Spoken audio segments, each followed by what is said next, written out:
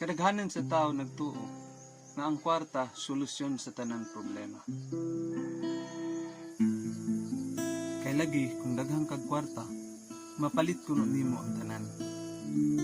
Ikaw higala, usa ka ba sa nagtuo sa ingon? Sultihan ta ka nga ang kwarta dili solusyon sa tanan.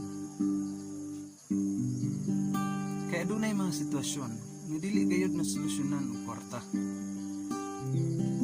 Mao kini ang giingon sa Biblia diha sa Proverbio 11 bersikulo 4. Walay pulos ang bahandi sa adlaw sa kapungon.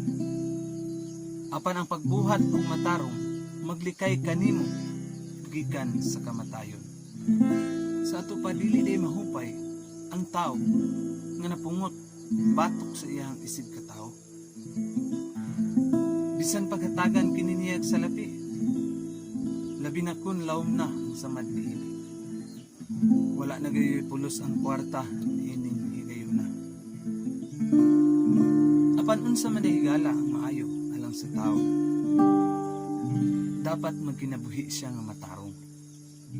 Kay dako kini kahimuan diha kaniya.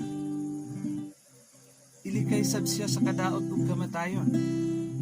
Ug adunay kalipay ang iyang isig katao diha kaniya. Wala siya kaaway. Ug labaw sa tanan, ang Ginoo dili maskog kaniya. Hinuon, malipay siya. Ug mao kini ang mensahe sa kanta nga giulohan, pagkinabuhing matarong.